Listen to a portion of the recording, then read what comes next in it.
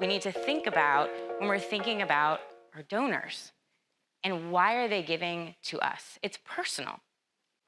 So I want to give you some examples of what this looks like implemented in real life. So on the screen, you see the Adventure Project. The Adventure Project knows their donors are women 50 and older, based upon their research, based upon their donor database. So this text might be a little bit hard to read, but ending extreme poverty starts by supporting what's essential. Key note, though, the language below. This is on their homepage of their website. Join hundreds of people just like you who want to build a world our grandkids will be proud of. They're not speaking to everyone.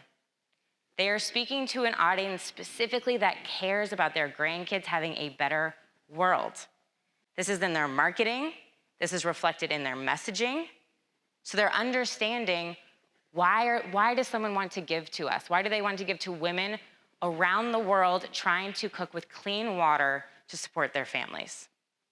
Secondly, how's your pear hanging? This is Movember. Movember has a very different message. This is on their homepage of their website if you were to go there right now and scroll through their header.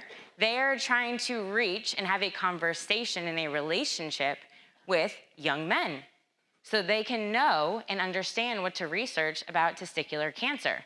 How do they reach them and how do they get them to pay attention? Their marketing and their messaging is very casual, right? They say it's the #1 cancer among young guys. 62% of those who are most at risk don't know how to check themselves. Good news, it's easy. Here's everything you need to know. They're breaking it down into a very conversational way, reflecting on who they're trying to reach. So key takeaways from this first section. Do your marketing visuals and your messaging speak to who your audiences are? Number 2, there are a plethora of amazing technology vendors, right outside.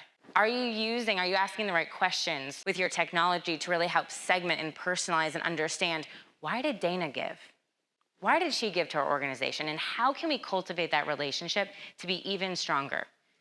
So if I sign up for a specific event versus just a standard donation, I should have a completely different welcome email sequence than somebody else who might find you just on a sign up for my newsletter form, right? 2 very different experiences.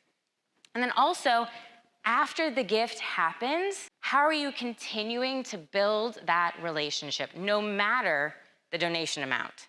This is the big one. I think oftentimes we think about the donors that give $5,000, $10,000, and more.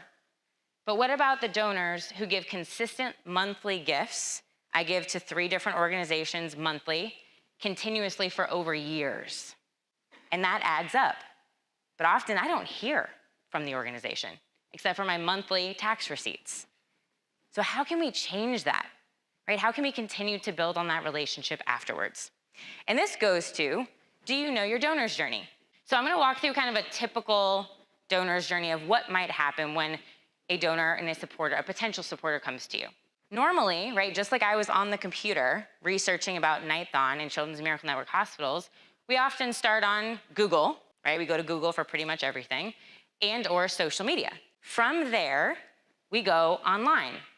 Now, I put a mobile phone up here because usually we are on our mobile devices, right? That's where we're doing our research. Far less desktop use usually nowadays. This is for you individually to look at your Google Analytics to see if that's true or not for you. But largely, we're on our mobile phones. Then, so I'm on your website, and I have mainly 2 decisions. There might be some events and programming. Mainly 2 that you want me to do. You want me to give my email address, or you want me to give. So let's just choose the path right now of I gave my email address. So I give you my email address. At this point, you have the opportunity to retarget me on social media, and I have the opportunity to follow you and engage with you organically on social media. So hopefully I continue to get to know your organization more. And then that email comes, but this is the key. Is this email personalized based upon where I signed up on your website? Are there different forms for different pages on your site? If there's a blog post that's listing 10 the 10-step process to check yourself with Movember, who am I likely, right?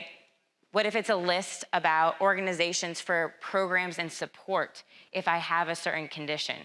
That person should get a totally different email, right? So we want to think about these individual interactions. Separately, let's say I give to you. So now I receive, again, an email, a thank you email.